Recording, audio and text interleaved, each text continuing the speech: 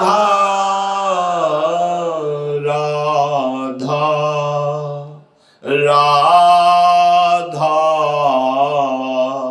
राधा राधा।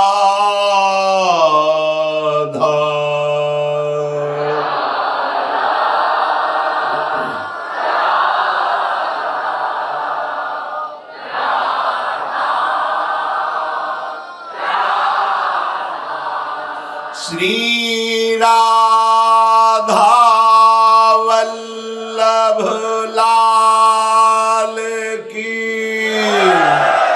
जय। परम सच्चिदानंद घन प्रेमानंद स्वरूप नवनिभृत निकुंज महामहिम परम पावन श्री वृंदावन धाम, श्री वृंदावन धाम के लाडिले युगल चंद्र श्री श्यामा श्याम समस्त हित परिकर निज परिकर। ये मार्ग उकताए हुए पुरुष को सफलता प्रदान नहीं करता। उकताए हुए पुरुष अभी 4 दिन गेहूं बोए हुए और वो खोद खोद के देखे कि अंकुर उठा कि नहीं, अंकुर उठा कि नहीं, वो खेत में सफलता नहीं प्राप्त कर पाएगा। धैर्य पूर्वक जो बीज डाला है इंतजार करो, जब वो अंकुरित हो तो उसकी सुरक्षा करो, जिससे वो बढ़े उससे उर्वरक सिंचाई दो। अन्य जो उसकी बाधा पहुंचाने वाली तृण है, घास है, कृषि निकामे चतुर किसाना, उसको निकाल कर बाहर करो और उसकी सुरक्षा व्यवस्था करते हुए जब तक फसल पूर्ण रूप से परिपक्व ना हो जाए तब तक उसमें आपको पूर्ण एकाग्रता पूर्वक रक्षा और सिंचाई आदि करनी होती। एक साधारण प्राकृतिक फसल के लिए इतना धैर्यवान, इतना सहनशील और कहीं किंचन मात्र भी विक्षिप्तता ना आने पावे, नहीं फसल आप ही नष्ट कर देंगे, तब जाके वो अन्न राशि प्राप्त करता है। आप भगवत सुख राशि प्राप्त करने के लिए निकले। गुरुदेव ने महाबीज अविनाशी बीज नाम प्रदान किया। आप 4 दिन वासनाओं का खेल खेलते हुए जप रहे हैं, आपको आगे बढ़ाएगा ये। भले आप वासनाओं में हैं पर ये आपका महामंगल करेगा। पर 4 दिन में ही आप ऊब जाएं, धन नहीं आया, स्वास्थ्य ठीक नहीं हुआ, पुत्र नहीं प्रकट हुआ, समस्याओं का समाधान नहीं हुआ, इसमें कोई लाभ नहीं है। ये ऐसे पुरुषों वाला मार्ग नहीं है। माया तो हर प्रयास करेगी कि तुम्हारी आस्तिकता नास्तिकता में बदल जाए, और भक्ति हर प्रयास करेगी कि तुम्हारी नास्तिकता आस्तिकता में बदल जाए। आप यदि भक्ति का पक्ष लेंगे तब आपकी भावना दृढ़ होगी, आस्तिकता की नींव मजबूत होगी, तब भक्ति का महल उसमें, उस भक्ति के महल में प्रेम रूपी सिंहासन पर आराध्य देव विराजमान, ऐसा आपको अनुभव होगा। इंद्रियों की सहज गति संसार के भोगों की तरफ है। श्रीपाद प्रबोधानंद जी महाराज कह रहे, अत्यंतोद्धत धावदिंद्रिय गणो यह सर्वदा सत्पथे स्वे कस्मिन् निमिषे न स्मृत महानंदाब्धिराधा प्रिय सद्धर्मै सदुपासनैर् विरहितस् त्यक्तोऽखिलैः सद्गुणैर् हा हा सोहामनल्पमोह उपयाम्येकं तु वृंदावनम। हे भाई सावधान, अत्यंतोद्धत धावदिंद्रिय गणों यह सर्वदा असत्पथे। ये तुम्हारी इंद्रियों का प्रवाह अर्थात इंद्रियों की गति असत मार्ग में स्वाभाविक जाने वाली है। दुर्वासना मम सदा परिकर्षयन्ति, दुर्वासना सदैव आपको खींचती रहेगी। देखो ध्यान से सुनना, ये संपूर्ण सृष्टि जितनी रची है ये माया के 3 गुणों से है, सतोगुण, रजोगुण, तमोगुण। और कोई भी ऐसी रचना नहीं है जिसमें गुण न हो और जिसमें दोष न हो। जड़ चेतन गुण दोष में विश्व कीन करतार, संत हंस गुण गहें पे परिहरिवार विकार। जो इस रहस्य को जान जाता है वो अपनी भक्ति को पुष्ट करके महासुख को प्राप्त होता है। यहां कोई ऐसी वस्तु, व्यक्ति, स्थान, जड़ चैतन्य नहीं है जो गुण दोष से युक्त न हो। संपूर्ण गुण या संपूर्ण दोष ऐसा किसी में नहीं पाया जाएगा। वो महादोषी है पर उसमें कुछ गुण भी हैं, वो महान गुणी है पर कुछ न कुछ दोष भी है। इस गुण दोष की परंपरा को मिटा दिया तो ब्रह्मविद ब्रह्मयु भवति।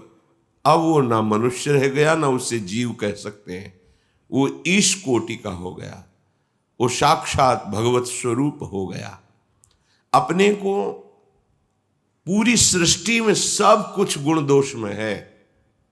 जैसे प्रायः हम मोबाइल की चर्चा करते हैं कि आजकल ये आधुनिक यंत्र चल गए, ये नवीन पीढ़ी को बहुत बर्बाद कर रहे हैं। इसका मतलब सृष्टि से मोबाइल हटा दिया जाए तो आपको कितना घाटा हो जाएगा। देखो आप विचार करके, आप दूर बैठे सत्संग नहीं सुन पाएंगे, आप दूर बैठे भगवत जो आनंद है ये नहीं ले पाएंगे। आप किसी समस्या में फंसे अकेले हैं तो आप किसी को सूचना नहीं दे पाएंगे, आपकी आवाज नहीं पहुंच पाएगी। बहुत से ऐसे सद्गुण हैं और बहुत से ऐसे दोष हैं जो आपका नाश भी कर देंगे। जो हम देखते हैं, सुनते हैं, बोलते हैं, वही मनन होता है। जो मनन होता है वही संकल्प बनता है, जो संकल्प बनता है वही आचरण क्रियाएं होती है और उसी का हमें फल भोगना होता है। अब अगर हम दोष उसमें जो विराजमान है उनको ग्रहण करेंगे तो हमारा पतन हो जाएगा, जो गुण विराजमान है उसको तो हमारी उन्नति हो जाएगी।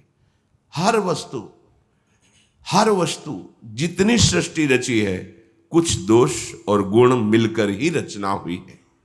इसलिए जो संत स्वभाव के हैं, जो भक्ति हृदय में धारण करना चाहते हैं, जो सुख शांति आनंद लेना चाहते हैं, उनको दोषों का त्याग करना है, गुण स्वीकार करना है। फिर एक ऐसा भागवतिक दैवी संपदा जिससे प्राकृतिक गुणों का भी त्याग करके वो भाव देह चिदानंदमय भाव को प्राप्त होता है। इस रहस्य को समझो। अगर किसी वस्तु व्यक्ति स्थान में दोष है तो उसमें गुण भी है, अपने गुण देख ले, उन गुणों को स्वीकार करें, आगे बढ़े।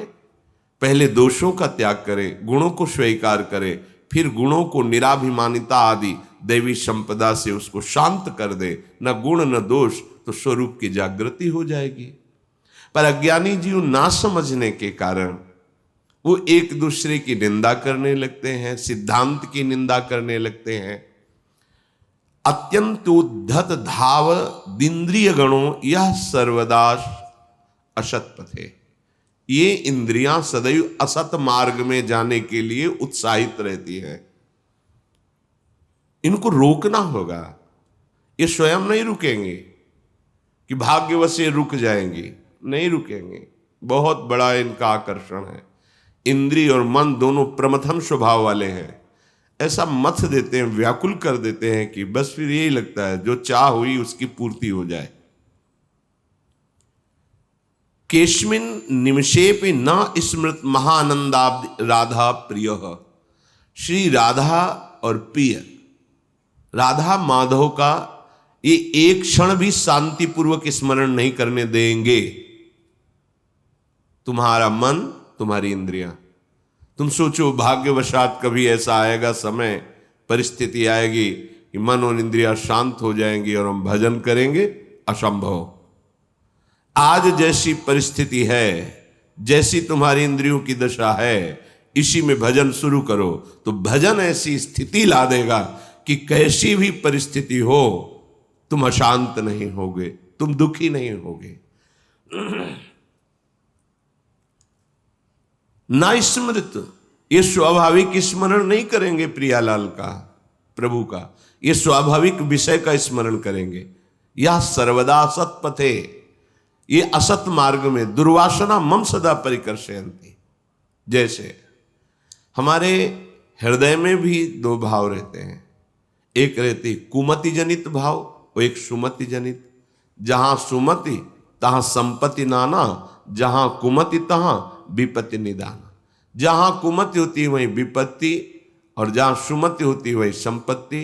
चाहते हो संपत्ति और प्रयोग करते हो कुमति का, तो कैसे हो सकता है? सिद्धांत समझो। इंद्रियां सदैव गलत मार्ग में जाने के लिए उत्साहित रहती हैं। अब आपने माना कि हम भक्ति मार्ग के पथिक हैं, थोड़ा जल चढ़ा दिया, अगरबत्ती लगा दी, धूप लगा दिया, कुछ पाठ कर लिया, लेकिन इंद्रियों का जो प्रवाह असत मार्ग में है आपने नहीं रोका, तो बहुत काल तक ये करने पर आपको जब अनुभव में नहीं आएगा तब आप कहोगे ये सब केवल कहने सुनने की बातें हैं। लेकिन भक्ति का रंग इन क्रियाओं से आंतरिक आना चाहिए। आंतरिक भक्ति का रंग आए बिना अनुभव कौन करेगा? तुम्हारा देह अनुभव करेगा क्या? जो अनुभव करने वाले यंत्र हैं वो तो विषय की तरफ प्रवाहित हो रहे हैं, विषय की तरफ धावित हो रहे हैं, असत मार्ग में जाकर विषयों का भोग कर रहे हैं। तो भगवदानंद बिना पवित्र हुए कैसे अनुभव में आएगा? ये असत बुद्धि का निर्णय है, ये कुमति का निर्णय है। ऐसी कुमति को भगवान से प्रार्थना करो कि दबा करके हमारे अंदर सुबुद्धि प्रकाशित हो, सुमति प्रकाशित हो। ये केवल स्वार्थ बुद्धि में भटकने वाले एक दो लोटा जल चढ़ा दिया, फिर उसका परिणाम सोचते हैं कि पूरा का पूरा पाप जो हमने किया वो सब नष्ट हो जाए, पूरा का पूरा अमंगल नष्ट हो जाए और हम खूब विषयों को भोगे मनमानी। फिर ऐसा नहीं होता। जब एक साधारण रोग की निवृत्ति के लिए सद्वैद्य का आश्रय, उसके दिए हुए औषधि पर विश्वास और बताए हुए परहेज से, तो बहुत काल सेवन पर वो असाध्य रोग भी शासन में आ जाता है, उसको भी पीड़ा रहित किया जा सकता है। आपका तो अनंत जन्मों का भव रोग है। आप इंद्रियों को मनमानी भोगों में लगाए हुए हैं और सोचते हैं कि मैं भगवान का भजन करता हूं, आश्रय लिए हूं, चमत्कार क्यों नहीं प्रकट हो रहा? कहां चमत्कार प्रकट करना चाहते हो? यहीं प्रकट होता है, इंद्रियों में, मन में, बुद्धि में। क्या? अभी सतमार्ग को ग्रहण कर लिया, भूल न देह कुमारग पाऊं, ये चमत्कार है। अब हृदय अशांति का त्याग करके शांति की तरफ बढ़ रहा है, सुंदर विचार आ रहे हैं, दूसरों को सुख पहुंचाने वाली चेष्टाएं हो रही, सबके प्रति करुणा का भाव आ रहा है, दया का भाव। किसी को दुखी देख करके हमारा हृदय व्याकुल हो जाए, इसका दुख दूर कैसे, ये चमत्कार प्रकट हो रहा है। आसुरी प्रवृत्ति नष्ट हो रही, दैवी संपदा बढ़ रही, ये भक्ति का लक्षण है। अगर आप सोचे भाग्यवशात कभी भजन हो जाएगा, हमारी इंद्रियां विषयों से, कभी नहीं, आज तक नहीं हुई। कह रहे हैं कस्मिन निमिषेपि, निमिष कहते पलक झपने को, ना स्मृत महानंदाब्दि राधा प्रियो, महा आनंद समुद्र श्री श्यामा श्याम का ये एक निमेष भी चैन से भजन नहीं कर सकती। स्वाभाविक इंद्रियां नहीं कर सकती, स्वाभाविक ये असत पथ की तरफ जाएंगी। सद्धर्मई सदुपासनई विरहितस त्यक्तोखिलई सदगुणई। जब हमारी इंद्रियां विषयों की तरफ धावित होती हैं तो सत उपासना नहीं बनती। आप कहते जरूर हैं कि मैं आराधना कर रहा हूं, लेकिन वो सिद्धांत से नहीं है, सदुपासना नहीं है। उसके लिए सदगुरु का आश्रय लेकर, संतों का आश्रय लेकर, शास्त्र सम्मत, तस्मात् शास्त्र प्रमाणम ते, तभी बात बनेगी। खेती तैयार नहीं की, ऐसे ही बीज फेंक दो, उर्वरक नहीं लगाया है, उस बीज के अंकुरण की योग्य भूमि नहीं की है, फसल मिल जाएगी ऐसे। जब साधारण प्राकृतिक फसल ऐसी नहीं मिलती तो परमानंद की अनुभूति ऐसे कैसे हो जाएगी? मलिनताकरण, विषय भोग, अधर्म पूर्वक मनमानी आचरण और भगवदानंद की अनुभूति। जब तक आप सत मार्ग का अनुसरण नहीं करते तब तक वो शुभ क्रियाएं हो सकती हैं, वो भागवत धर्म नहीं हो सकता। और शुभ क्रियाएं एक ऐसे ऐसे पाप होते कि एक क्षण में हजारों करोड़ों शुभ क्रियाएं तुम्हारी नष्ट हो जाएंगी, तुम्हें पता भी नहीं चलेगा। वाणी के द्वारा किसी संत की निंदा, वैष्णव की निंदा, या ऐसे बहुत से अपराध हैं। अगर सत मार्ग के पथिक हो तो हर समय सावधानी रहेगी।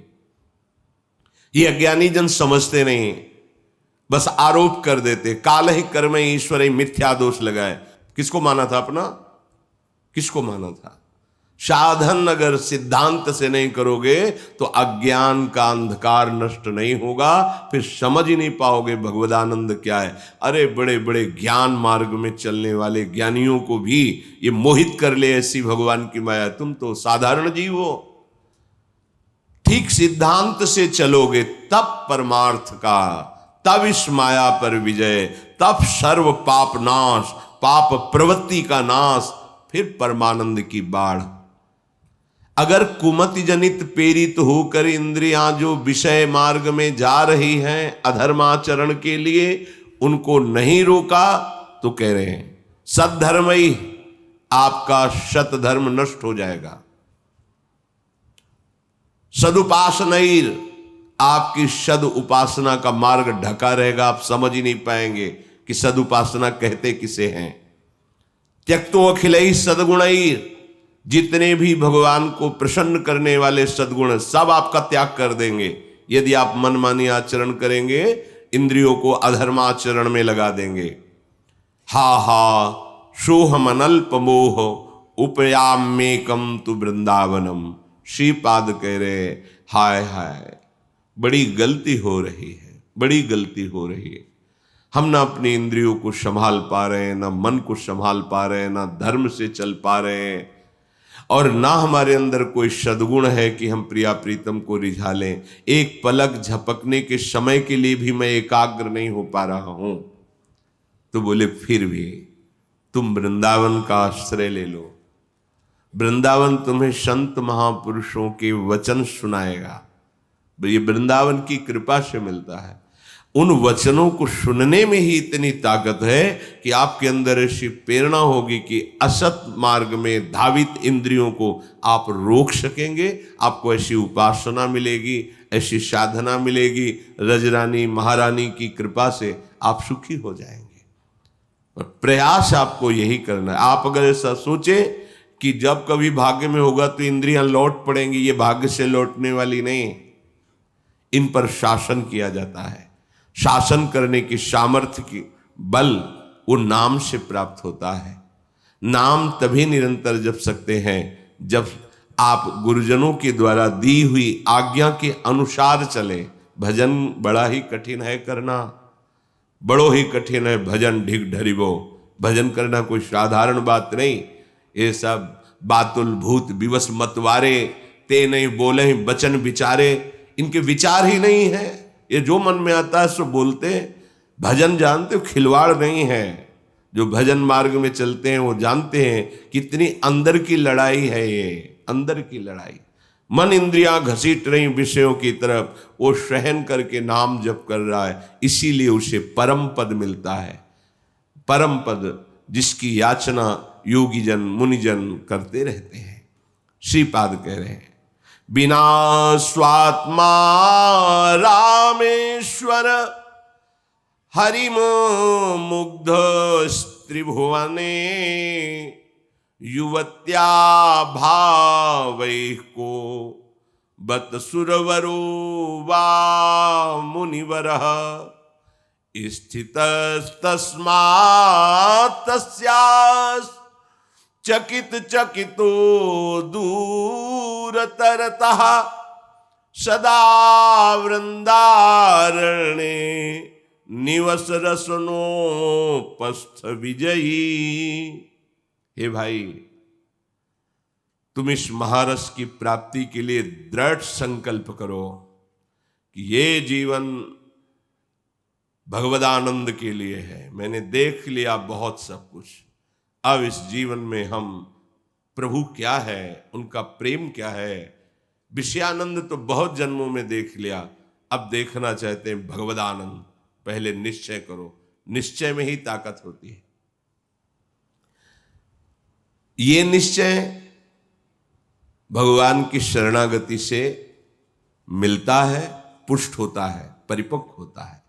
बिना स्वात्मा रामेश्वर हरिम मुग्धस त्रिभुवने, जो त्रिभुवन को मोहित करने वाली माया है, ये बिना आत्मा, परमात्मा, भगवान, प्रभु, जिन नामों से कहा जाए, निराकार, साकार, जो भी भाव, बिना प्रभु की शरण हुए त्रिभुवन मोहिनी माया से कोई बच नहीं सकता। पता ही नहीं चलता कि माया है। दुश्मन दुश्मन के रूप में आवे तो आप सावधान हो सकते हैं, लेकिन अपनी चाहत के रूप में आ जाए, अपने प्यार के रूप में आ जाए, ऐसा प्राण प्रिय मित्र बनकर आ जाए, तो आप जान पाओगे? नहीं जान पाओगे। तो अंदर और बाहर दोनों उसी का राज्य है। ये मन, बुद्धि, चित्त, अहम, ये उसी के खिलौने हैं।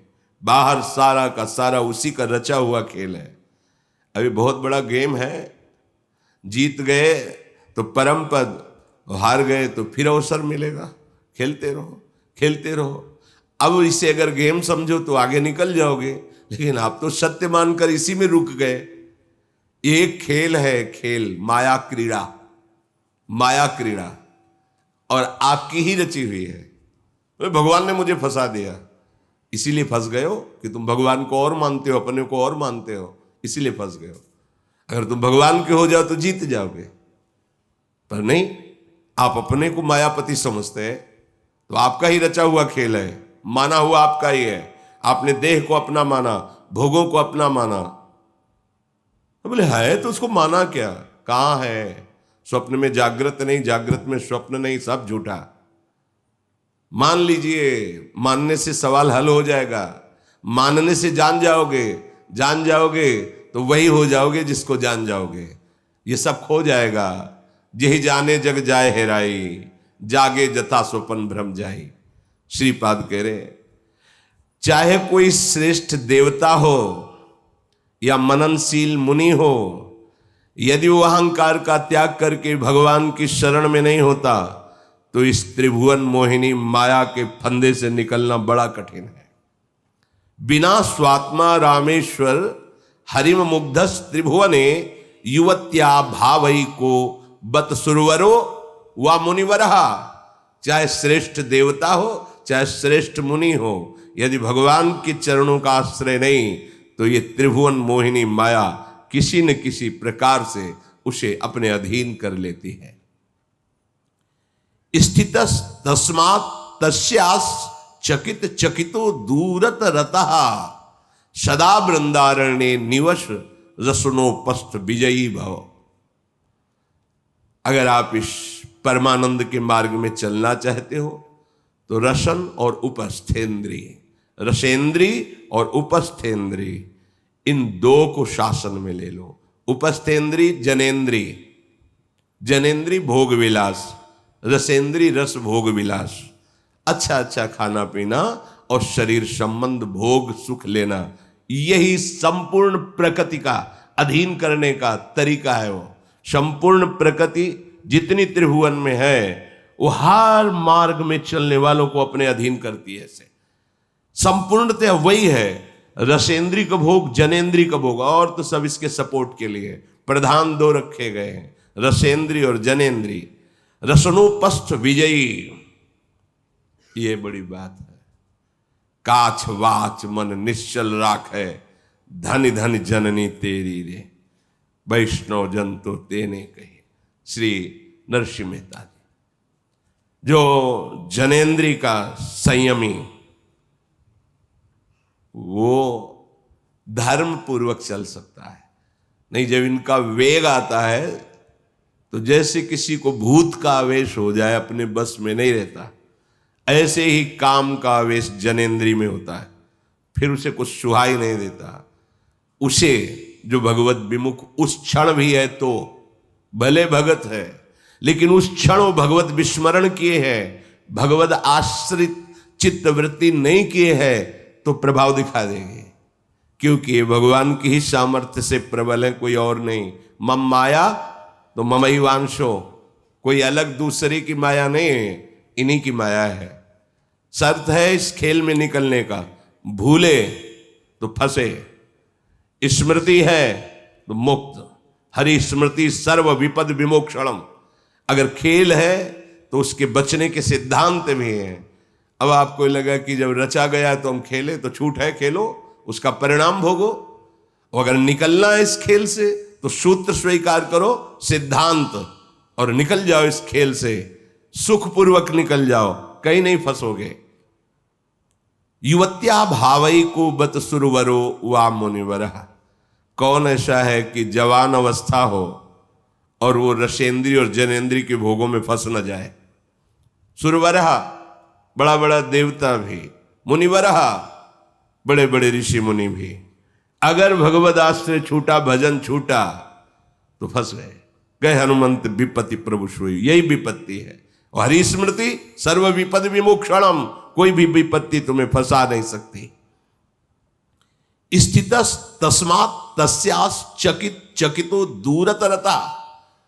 इसलिए नाम में स्थित हो, राधा राधा राधा राधा राधा राधा, हृदय द्रवित हो जाएगा, ये काम आदि विकार निकल जाएंगे। द्रवित हृदय, दैन्य भाव, भगवत साक्षात्कार। कठोर हृदय, सुख का अभाव, भोगों में सुख बुद्धि, फंस गया। सिद्धांत है। कह रहे चकित, इसलिए चकित हो जाओ कि तुम तो कुछ हो ही नहीं। सुरवरो वा मुनिवरहा, बड़े बड़े, ना जानो छिनंत कवन बुद्धि घटई प्रकाशित, छुट चेतन जु अचेत तेऊ मुनि भय विश्वासित, पारासर सुर इंद्र कलप कामिनी वन फंदा। ये नाम जब छूटा, भगवद आश्रय छूटा, फिसल गए। इसीलिए जो इस रहस्य को जानते हैं, हर समय सावधान होकर, कितना समय तुम्हारा ब्रह्मलोक में जितने में कमल की पंखुड़ी छेदी जाती है, यहां 1 वर्ष हो जाता है। ऐसे 100 वर्ष की आयु है। अगर वहां 100 बार ऐसे कमल में छेद दे तो तुम्हारी पूरी आयु हो गई ब्रह्मलोक की। और भगवान के निमेष मात्र में ब्रह्मा की भी आयु पूरी हो जाती है। बहुत छोटा समय अपना है। इस समय को सावधानी से, सतर्कता से भगवद स्मरण करते हुए व्यतीत करे। रसनोपस्थ विजयी, रसेंद्री और जनेंद्री पर विजय, भगवदानंद निश्चित इसी जन्म में प्राप्त हो जाएगा। अनुभव बिना हुए ये बातें समझ में नहीं आएंगे, आपको सब नाटकबाजी लगेगा। बिल्कुल बुद्धि मलिन है तो ये उपदेश आपको नहीं सुहाई देंगे। ऐसे तर्क जिनकी कोई सत्ता ही नहीं है, ऐसी बुद्धि तुम्हारे तर्क करेगी। बड़ा विचित्र बुद्धि बिगड़ी हुई है, उसको समझाओ तो समझती नहीं है। इसको लगता है कि हम गंदे आचरण करें, विषय भोगें, फिर जो आप कहो थोड़ा बड़ा कर ले और भगवान हमें सदैव सुखी रहे। ऐसा कभी सिद्धांत नहीं। बोगे बमूल तो कलमी आम थोड़ी खाने को मिलेगा, कांटा ही मिलेंगे तुम्हें। असत आचरण करोगे तो दुख और अशांति, क्लेश ही तुम्हें मिलेगी। मान लीजिए आप, ये कर्म भूमि है और इसका नाम मृत्यु लोक है। कभी भी मर सकते हो, किसी भी कारण से मर सकते हो। जितनी श्वासें हैं वर्तमान की, उनको अच्छे आचरणों में, भगवत भजन में लगा दो। मान लो प्रार्थना, निहाल हो जाओगे। नहीं, अभी तुम्हारा अभिमान भजन में नहीं लगने दे रहा है। क्या कर पाए? क्या कर पाए? बहुत बुद्धि बल लगा लिया, क्या विश्व में सबसे बड़े धनी बन गए, सबसे बड़े भोक्ता बन गए? वैसे ही केवल हाय हाय करते हुए मर जाओगे, कुछ हाथ नहीं लगने वाला। चाहे जितने तुम अपने को बुद्धिमान समझते हो, इसी दलदल में खेलने वाले हो, निकलने वाली बुद्धि नहीं मिली है। अब दलदल में खड़े होकर के खूब अहंकार कर रहे हो, धंसते चले जा रहे हो उसी में। तुम्हें पता नहीं है कि अगले क्षण में तुम्हारी श्वास रुक जाएगी। होश में ये अहंकार तुम्हारा क्या रावण जैसों का नहीं रहा है, इसलिए बस सावधान हो जाओ। ये हम तुम्हें नीचा दिखाने के लिए नहीं बोल रहे हैं, ऊंचा उठाने के लिए बोल रहे हैं। जहां फंसे हो ये जगह ठीक नहीं है, ये स्थिति ठीक नहीं है, इससे आगे बढ़ो। श्रीपाद कह रहे हैं सदा वृंदारण्य निवश।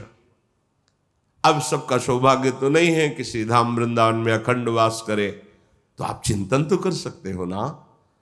आप अपने मंगल के लिए, जब आप सुख के लिए 8 घंटा मेहनत कर सकते हो, तो आप दुख मिटाने के लिए, परम सुख के लिए, क्या आप थोड़ा समय प्रभु को नहीं दे सकते हो? क्या असत संसार के लिए तुम इतना समय दे रहे हो जो अंत में कुछ हाथ आने वाला नहीं है, परिणाम में कोई भी हो। तो जो सतनाम है, जो भगवान का महासुख प्रदान करने वाला नाम है, तुम उसके लिए क्यों अविश्वास करते हो? क्या उस जो तुम्हें महासुख प्रदान करेगा, दुखों का नाश करेगा, भारी से भारी तुम्हारे पापाचरण को नष्ट कर देगा, महापापाचारे निरवधि महादुर्मति सते महाकामो क्रोधो यति परवसे दंभ वपुषी। ध्यान दो, ये भगवत वाक्य है महापुरुषों के। तुमसे महापापाचार करा रही इंद्रियां, चिंता मत करो। ये महादुर्मति तुम्हारी बढ़ गई है, तुम चिंता मत करो।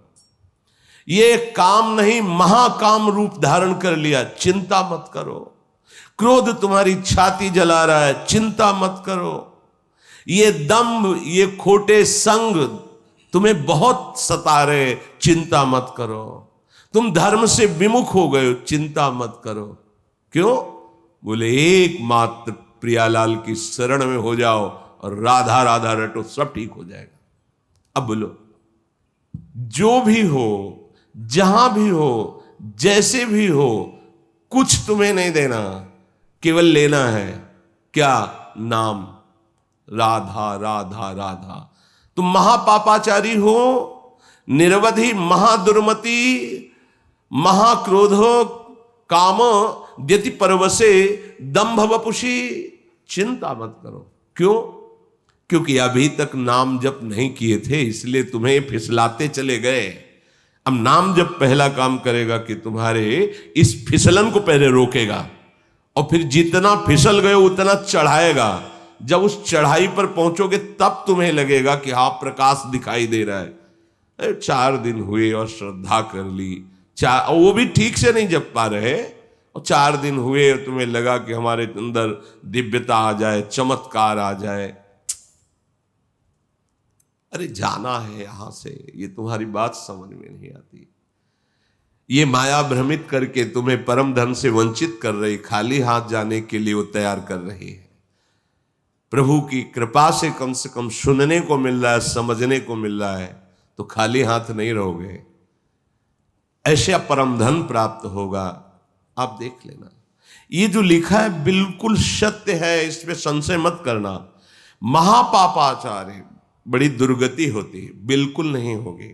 राधा राधा राधा राधा राधा जब के तो देखो, तुम्हें राधा नाम प्रिय नहीं परिचय जानते हो। जो नाम तुम्हें प्रिय है हमारे प्रभु का, सब नाम अनंत नाम महामंगलमय है, जो गुरुदेव ने दिया है, जिसमें आपकी प्रबल श्रद्धा है, खूब नाम जप कर लो। ये नाम जप आपको उठा देगा। चाहे जैसे, इससे ज्यादा बुद्धि क्या मलिन हो सकती। बोले महापापाचारी, महादुर्मति, महाकामी, क्रोधी और दंभी, खोटा संग करने वाला, गंदे लोगों का संग करने वाला, धर्म से विमुख, ऐसा होता हुआ भी यदि वो भगवान की शरण में हो जाए और प्रियालाल का नाम जप करे, सब ठीक हो जाएगा, सब ठीक हो जाएगा। विश्वास करके देखो, ऋषियों ने अनुभव किया है। पातंजलि ऋषि इसका अनुभव किए हैं। वो लिख रहे दीर्घ काल, निरंतर, सत्कार, सेवितो दृढ़ भूमि, बहुत समय तक आदर पूर्वक निरंतर नाम जप कीजिए तो दृढ़ भूमि, फिर तुम्हें कोई विचलित नहीं कर पाएगा, निष्ठा जागृत हो जाएगी, ये सारे के सारे दोष नष्ट हो जाएंगे। नाम नाम प्रभु के नाम में अपार सामर्थ्य है, कुछ पैसा नहीं लगता भाई। अपने लोगों की ऐसी मंद बुद्धि है कि जब कुछ खर्चा करके मिलता है तो उसकी कीमत समझ में आती है। पक्का बहुत बुद्धि मलिन हो गई है। हाथ जोड़ते हैं तुम्हारे, प्रार्थना करते हैं, तुम्हें विश्वास दिलाने के लिए अपनी बात बताते हैं, किसी भी तरह तुम नाम जप लो, इसमें तुम्हारा कुछ खर्चा हो रहा है और इससे बढ़कर कोई साधना नहीं, कोई ज्ञान नहीं, कोई तपस्या नहीं, कोई पवित्रता नहीं, कोई पुण्य नहीं, कोई लाभ नहीं, इससे बढ़कर के नहीं समझ में आता, नहीं समझ में आता। यही मलिनता है बुद्धि की, वो समझने नहीं देती। जब बहुत मेहनत करके फिर वो जब जरा सा तब समझ में आता है कि भाई इतनी मेहनत की, इतना दिया, तब मुझे ये बात समझ में आई। ऐसे ऐसे नहीं समझ में आता। ये माया भगवान की बड़ी विचित्र है। हमारे भगवान अवतरित हुए, आचार्य अवतरित हुए, बड़े बड़े महापुरुष अवतरित हुए, प्राणों की बाजी लगा के तुम्हारे कल्याण के लिए गए, फिर उन्हीं पे गड़ासा चलाया। ये संसार ऐसा है कि वो चाहते हैं कि तुम्हारा परम मंगल हो जाए, उन्हीं को जहर दिया गया, उन्हीं को गला से कुल्हाड़ चलाए गए, उन्हीं को मारा गया, उन्हीं को 20 बाजारों में कोड़ों से मारा गया। किस लिए? जगत मंगल के लिए। ये ऐसा मलिन बुद्धि वाला संसार है, कोई बिरला ही बात को, और जो समझ गया सो पार हो गया। होए घुनाक्षर न्याय, जो संतों के वचनों में ऐसे मनन करो जैसे गेहूं में घुन लग जाए, अंदर ही अंदर सब खा जाए, ऐसे ही अंदर उनकी बात का सार भाव ग्रहण कर लो। नाम नाम प्रार्थना है, मान लीजिए। बड़े बड़े संतों ने कई तरह के उपाय किए, किसी तरह नाम में लग जाए जीव। जो महाराष्ट्र के पूज्य श्री एकनाथ जी का पावन चरित्र पढ़ा उसमें कि कैसे लोग नाम जप करेंगे, तो कुछ लोगों को प्रलोभन देते, एक एक अंजुली चीनी देंगे यदि आप 1 घंटे नाम में बैठोगे, आधा आधा किलो देंगे, आप नाम कीर्तन में बैठिए।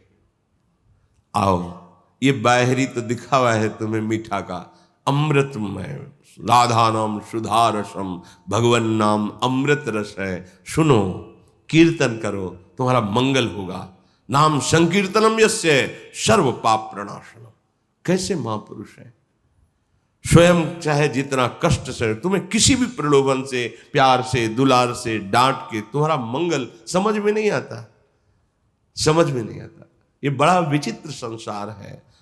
खोलकर हृदय रख दिया। जो जीवन में प्राप्त करने के लिए बड़े बड़े कष्ट उठाए महापुरुषों ने, वो तुम्हें सहज में खोलकर उनका उपहास करते हैं। उनकी बात की मान्यता न करना उपहास करना है, तुम्हारे मंगल के लिए है, तुम्हारे मंगल के। वो क्यों बोलेंगे? चुपचाप शांत एकांत में बैठकर आनंद लें, तुमसे कुछ चाहिए क्या?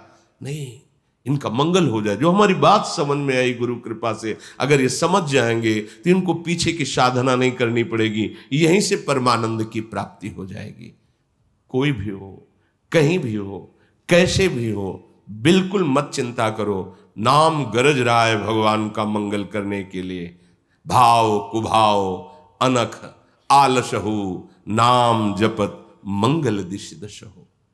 श्री काकभूषुंड जी गरुण जी को ज्ञान की बात बताई कि इतना प्रयास करने पर जब ज्ञान दीपक प्रज्वलित हुआ तो माया विघ्न डाल के उसे बुझाने की पूरी चेष्टा करती है। लेकिन जो भक्ति है वो मणि है, उसे माया रूपी वायु बुझा नहीं सकती। जब हृदय में भक्ति आ जाती है तो गरल सुधा सम अरिहित होई, तेहि मणि बिनु सुख पाव न कोई। व्यापहि मानस रोग न भारी, जिनके बस सब जीव दुखारी। हे गरुण जी महाराज, भक्ति जब हृदय में आ जाती है तो विष भी अमृत हो जाता है।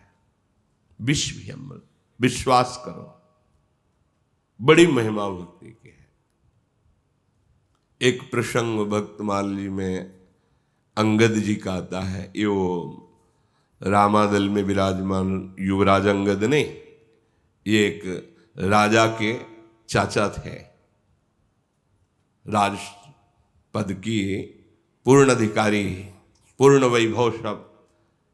इनका ब्याह हुआ। इनकी पत्नी जो थी वो बड़ी महाभागवत थी और ये रजोगुणी स्वभाव के थे। बड़ा भाग्य होता है जिनका किसी भी संबंध से, भक्त से संबंध हो जाए, पुत्र, पिता, पति, पत्नी, किसी भी संबंध से उसका मंगल ही हो जाता है। इनमें जैसे स्वाभाविक रजोगुणी पुरुष की अपनी पत्नी में आसक्ति होती है, ऐसी ही आसक्ति थी। और पत्नी की संत और भगवंत में आसक्ति थी। किसी भी तरह से अगर भगवत भक्त में आसक्ति हो जाए तो मंगल हो जाता है। जैसे कोल्ह जी अल्ल जी के चरित्र में छोटा भाई विषयी पर अपने बड़े भाई भक्त में आसक्त था। जो आज्ञा कर दे उसका उल्लंघन नहीं करता था, मंगल हुआ। इनके यहां संत अब नहीं आते क्योंकि ये बहू बन करके यहां आई और भक्त परिवार था नहीं। और जिनका सत्संग सुनने का चाव, संत दर्शन का चाव, वो पवित्र हृदय वाले बिना संतों के संग के कैसे रह सकते हैं। एक दिन अपने गुरुजी के पास किसी राजदूत से पत्र लिखकर भिजवाया, महाराज जब मैं अपने माता पिता के पास थी तो संत मंडली आती रहती थी, सबका चरणामृत मिलता था, दर्शन मिलता था, वचन सुनने को मिलते थे और गुरुदेव आप भी कृपा करके आते थे।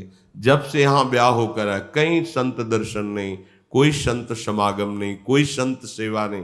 प्रभु कृपा करके आप तो आ जाओ, आप तो हमारे माता हो, पिता हो, गुरुदेव आप कृपा कर। तो गुरुदेव ने जब पत्र पाया तो आ गए, बड़े कृपालु। चरणामृत उतारा, आरती की, सुंदर आसन पर बैठाला, चरणों के पास बैठ गए। प्रभु यहां हमें भक्ति में बड़ी विघ्न परिस्थितियां मिलती हैं क्योंकि संत नहीं है, कोई भगवत चर्चा नहीं। वो समझा रहे थे, नहीं हर परिस्थिति में भजन करना सीखो, पति को भगवत स्वरूप मानो, उन्हीं में प्रभु की भावना करो। इतना समझा ही रहे थे कि अंगद जी आ गए। वो तो रजोगुणी स्वभाव जब देखा, किसने बुलाया मेरे घर में, स्त्री से एकांत में भाषण कर रहा है, कौन सा सिद्धांत। एकदम वो मुस्कुराए। जो उनकी पत्नी थी उनकी तो एकदम आग लग गई कि मेरी विशेष प्रार्थना से गुरुदेव भगवान पधारे हैं और इन्होंने गुरुदेव का सीधे अपमान। उन्होंने अपनी शिष्या से कहा, शांत शांत, जा रहा हूं, आप आनंद पूर्वक रहिए, भगवान आपका मंगल करे। वो तो परमहंस थे, कोई ये मान अपमान छू भी नहीं सकता, उठकर चल दिए। उनकी पत्नी के मन में आया कि अब तो जीना नहीं, मेरे सामने मेरे गुरुदेव का अपमान मेरे पति के द्वारा, और अब में इससे मेरा संबंध रहे कि मेरा पति है। नहीं, मैं इनको तो कुछ नहीं कह सकती, पर मैं अपने तो प्राण त्याग सकती हूं। आज के बाद एक कण अन्न भी नहीं, जल भी नहीं। इसने गुरु निंदा सुनी, इस शरीर को इसी रूप में दंड देना उचित है, त्याग दिया। अन्न, जल, मौन, एकांत। अब वो पत्नी से आसक्त थे। एक दो दिन तो ऐसे वाणी से प्रार्थना की, जैसे जैसे समय उनको हृदय व्याकुल हो गया, चरण पकड़ लिए और कहा अगर आप अपने शरीर को कुछ भी कर तो हम जीवित नहीं रह सकते। भारी व्याकुलता, रोने लगे, आप जो आदेश करें जैसे। उनका एक ही शर्त है, गुरुदेव आए और अपना चरणामृत दें और मैं उसे पान करूं। गुरुदेव प्रसाद पाए, मैं उनकी जूठन पाऊं, तो फिर मैं जीवित रह सकती हूं, अन्यथा नहीं। गए, जहां उनके गुरुदेव थे वहीं गुरुदेव आश्रम में गए, साष्टांग दंडवत की, कहा प्रभु मैं रजोगुणी हूं, अभिमानी हूं, इतनी भी भक्ति न संतों में न भगवान में, पर मैं अपनी पत्नी के बिना नहीं जी सकता और वो आपके बिना नहीं जी सकती। मैं कोई भक्ति लेके नहीं आया हूं, पर अपनी पत्नी की प्राण रक्षा के लिए मैं आपकी शरण में हूं, आप कृपा करें। सहज स्वभाव चल दिए। ये नहीं कि वही आदमी जिसने अपमान, कुछ नहीं आए, सहज चरणामृत से जीव ही उच्छिष्ट उन्होंने पाया। अंगद जी ने भी हृदय में जलन पैदा हुई, अरे इनको मैंने अपमानित किया, कोई रोष नहीं, मैं संतों को जान ही नहीं पाया। चरणों में गिरे, प्रभु अब हमारा भी जीवन आपकी कृपा से भक्तिमय हो जाए। कैसा नीरस जीवन, शुष्क जीवन, कैसा घृणित जीवन, आप जैसे संतों को कटु वचन, उनका हृदय प्रसन्न हो गया। भगवान की जब द्रवहि दीन दयालु राघव तो साधु संगत, उसी दिन से उनके मन में भगवान की भक्ति जागृत हो गई, अद्भुत निष्ठा उनकी। देखो पलटने में देर नहीं लगती, भक्त संग का प्रभाव, भक्त पत्नी है, ऐसा परिवर्तन हुआ। अब राजकाज में तो जाना ही पड़ता था। एक जगह युद्ध में गए तो एक बहुत सुंदर राजा का मुकुट विजय प्राप्त की, वो अमूल्य हीरों से, उनमें एक हीरा बहुत ही अमूल्य, उनका ये तो श्री जगन्नाथ जी को देंगे, और उस हीरो को रख लिया। जब राजा को पता चला कि चाचा ने वो हीरा रख लिया, गुप्तचरों ने बताया, तो उन्होंने प्रार्थना की कि ठीक है आप हमारे बड़े हैं, पूज्य हैं, पर हम राजा के पद में जो भी सामान, जो भी वस्तु विजय प्राप्त करके लिए लाई जाती है, वो पहले मेरे अधिकार में आनी चाहिए, फिर आप हमसे अनुमति लेकर ले सकते हैं। बोले ऐसा नहीं हो सकता, अब उसमें तुम्हारी अनुमति की जरूरत नहीं, वो हीरा तो हमने जगन्नाथ भगवान के नाम कर दिया है, जाऊंगा और उनके मुकुट पर उस हीरे को लगाऊंगा, नहीं दूंगा। बलवान भी थे तो जल्दी किसी की हिम्मत नहीं। उस मन में विचारा कि अब इनके अंदर जब विरोध वृत्तियां आने ही लगी हैं तो इनको मार देना अच्छा है, ऐसे मार नहीं सकता। तो उनकी भोजन की सेवा अंगद जी की बहन करती थी, जो एक छोटी सी पुत्री थी, और वहीं वो रहती थी। उसको मिलाया कि तुम्हें पता है हमारे पिताजी तो तुम्हें बहुत राजघराने में, लेकिन इन्हीं की सलाह से तुम्हें ऐसे राजघराने में ब्याह नहीं हो पाया, और तुम्हारी जो स्थिति है यहाँ रसोई सेवा करके जी रहे हो, उसका कारण यही है जिनके लिए तुम रसोई बना रहे हो। तुम एक काम कर दो, इनके भोजन में जहर मिला दो, जो भी वैभव, जो भी नगर, जो भी पद चाहोगे वो सब दे देंगे। जब कुसंग हो जाता है तो बुद्धि खराब हो जाती है। राजी हो गई। बहन भोजन बना रही, उनको कोई संशय नहीं रहता था, पर उनकी बेटी को साथ बैठाल के पवाते थे।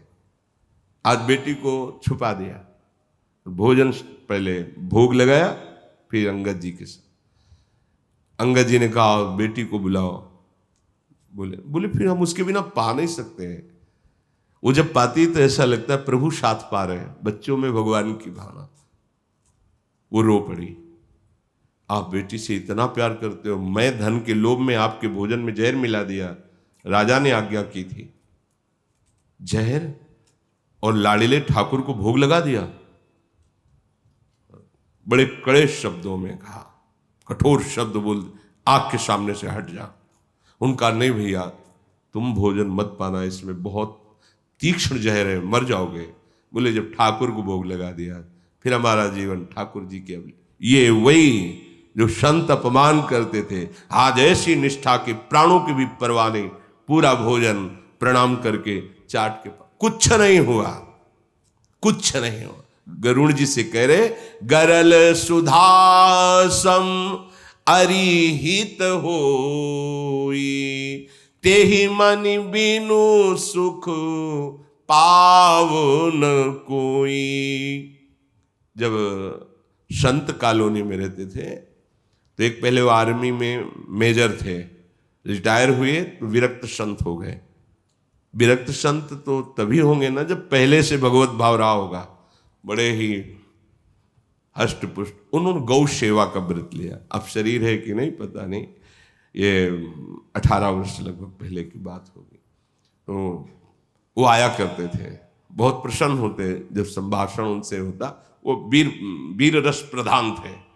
जैसे जो गौओं की हत्या करते हैं, अपहरण करके ले जाते हैं, वो वीरता पूर्वक उनसे गौएं छुड़ाते, गौशाला में कैसी भी हो उनकी सेवा करते थे, वो बता रहे थे। अब वो उनमें जो गौ अपहरण करने वाले लोग, उनकी हत्या करने वाले लोग थे, सैकड़ों बार वो लोग पिटे और हजारों लाखों गौएं उन्होंने छुड़वाई और अपनी स्वयं की गौशाला, उनको पैसे भी मिलते थे सरकारी भी, और भी लोगों का सहयोग, और खूब हष्ट पुष्ट थे। उन जो लोग पिटते थे, गौ अपहरण करते थे, उन लोगों ने एक प्लान बनाया। एक नए लड़के को, 20-25 वर्ष के लड़के को भेजा, वो मुंडन करा करके, ऐसे साफ स्वच्छ सफेद कपड़े पहन करके आया और बोला, महाराज जी मैं गौ सेवा करना चाहता हूं। कितने रुपए महीने लो? कुछ नहीं, बस आपका सानिध्य और गौ सेवा। हमने सोच लिया जीवन का सार यही गौ सेवा करना। वही स्वयं बता रहे थे। बोले हमने सोचा अच्छा है, नया लड़का है, वैराग्य प्रधान भाव आ गया हो, चलो गौ सेवा।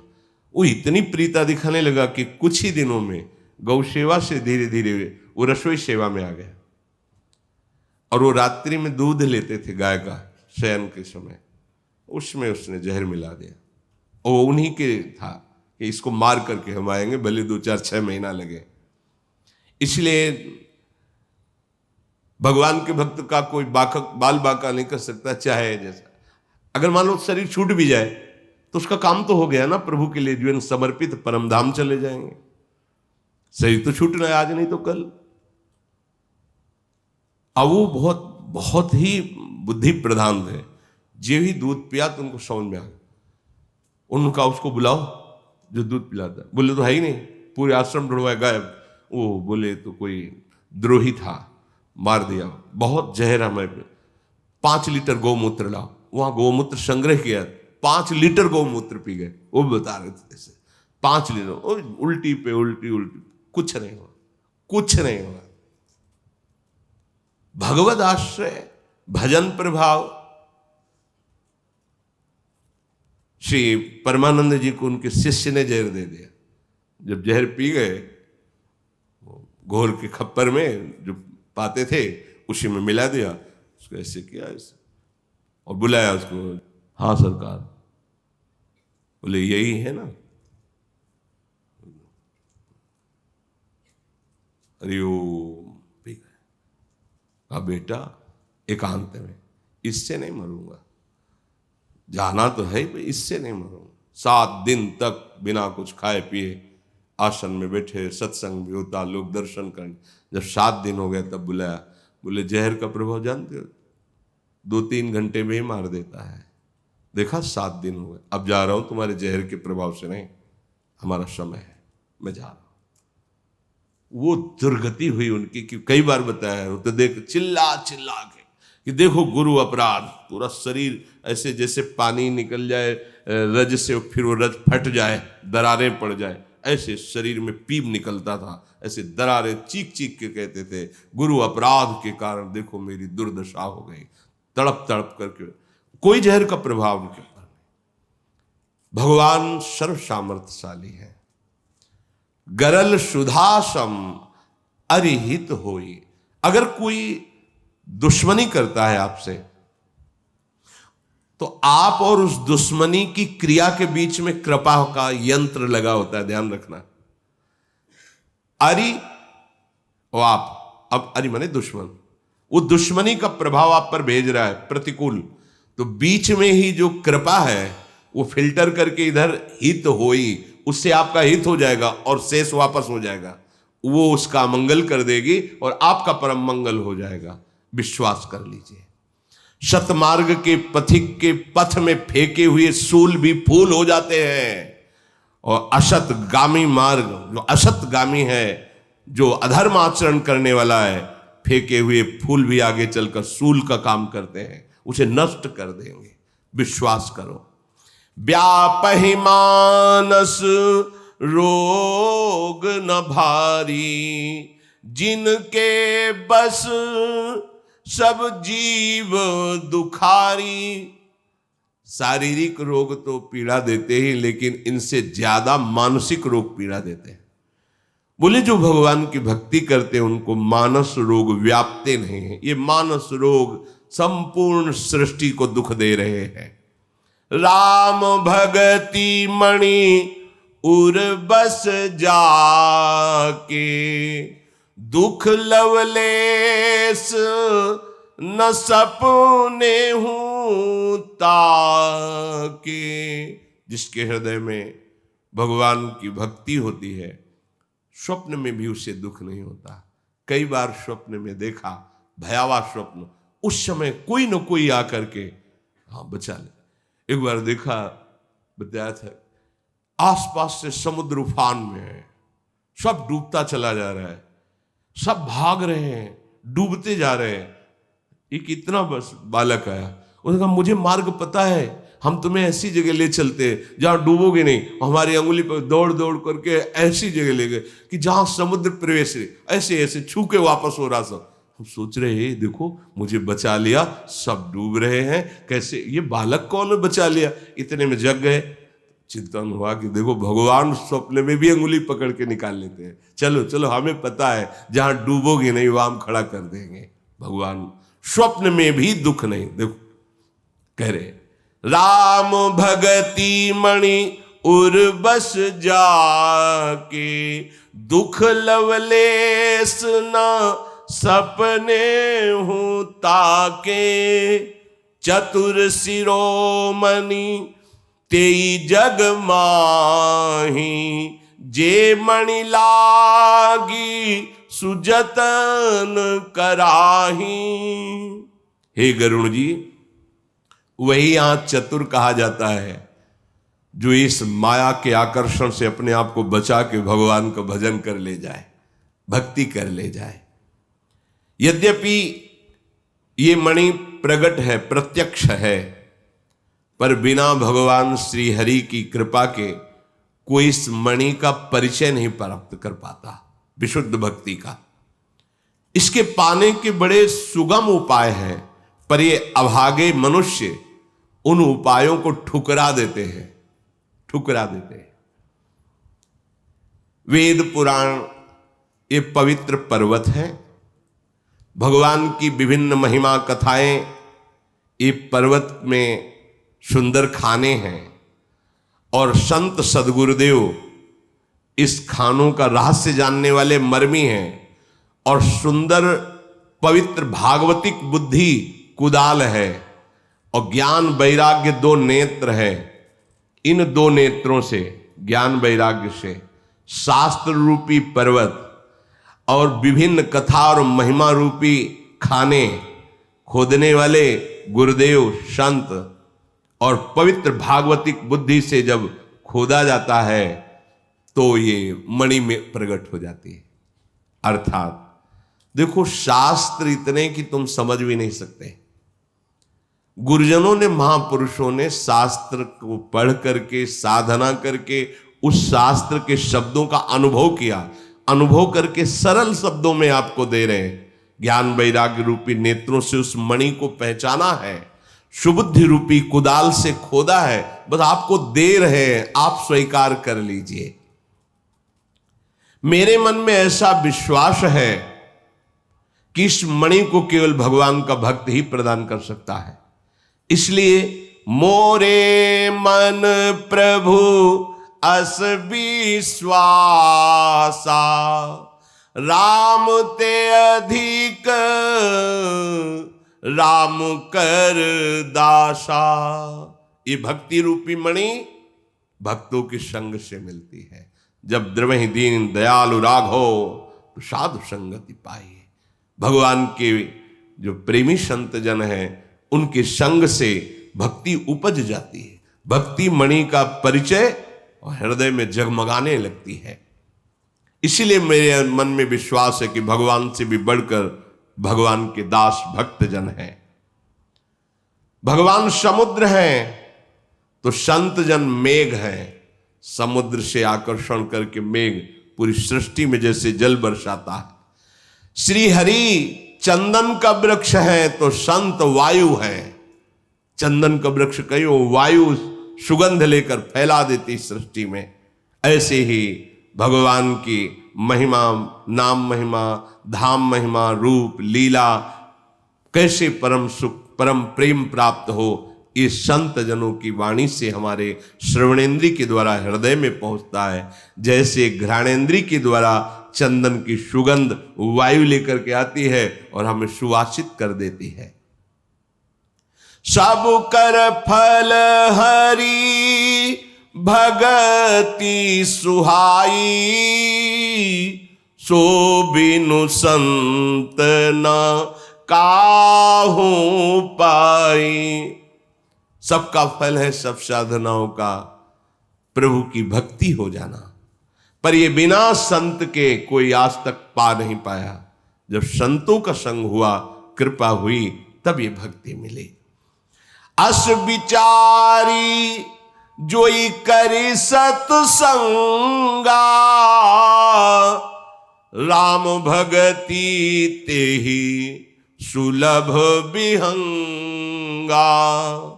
ऐसा विचार करके विचारवान पुरुष साधु संग करते हैं, सत्संग सुनते हैं। हे गरुड़ जी, जो रोज सत्संग सुनते हैं, साधु संग करते हैं, तो ये भक्ति रूपी मणि उनके हृदय में प्रकाशित हो जाती है। ब्रह्म पयो निधि मंदर, ज्ञान संत सुर आहि, कथा सुधा मथि काढ़हि, भगति मधुरता जाहि। बिरति चर्म अशि ज्ञान मद, लोभ मोह रिपु मारी, जय पाई सो हरि भगति, देखु खगेश विचारी। ये वेद ब्रह्म स्वरूप है, ये समुद्र है, और ज्ञान समुद्र मंथन करने वाला मंदराचल है, और संत जन देवता है, जैसे देवताओं ने समुद्र मंथन किया और उससे निकालते हैं भगवान की सरस अमृतमयी कथाएं, महामहिमा, उनकी कृपालुता और भक्ति रूपी अमृत,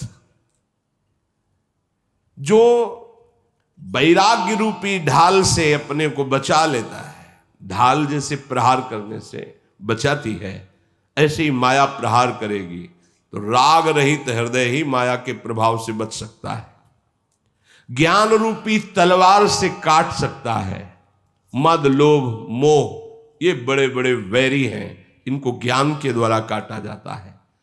और जब इन पर विजय प्राप्त कर ली जाती है तो जो पद मिलता है वो है भगवान की भक्ति। पक्षीराज गरुड़ जी ने कहा, कृपालु, बड़ी कृपा है आपकी हमारे ऊपर, जो आप ऐसा मर्म हमें बता रहे हैं। नाथ, मैं आपका सेवक हूं। मैं अभी अभी विचार किया तो मेरे अंदर 7 प्रश्न जागृत हुए। आप कृपा करके इन 7 प्रश्नों का उत्तर दे दीजिए। नाथ, पहला प्रश्न है कि सबसे दुर्लभ शरीर कौन सा है। फिर दूसरा प्रश्न है, सबसे बड़ा दुख किसे कहते हैं। तीसरा है, सबसे बड़ा सुख कौन सा है। चौथा, संत किसे कहते हैं और असंत का क्या लक्षण है। फिर नाथ, सबसे बड़ा पुण्य कौन सा है। फिर प्रभु, महाभयंकर पाप कौन सा है। और अभी आपने संकेत में कहा था कि मानस रोग सारे जगत में व्याप्त है। ये मानस रोग कौन सा रोग है, ये कैसे कैसे लक्षण हो तो जाना जाए कि मानस रोगी है। आप सर्वज्ञ हैं। ये मैंने 7 प्रश्न आपसे किए। आप अत्यंत कृपालु उदार हैं और मैं आपका सेवक हूं और सुनना चाहता हूं, इसलिए आप संक्षेप में मेरे 7 प्रश्नों का उत्तर दीजिए। ये प्रश्नों के उत्तर की चर्चा आगे। श्री राधा वल्लभ लाल की जय।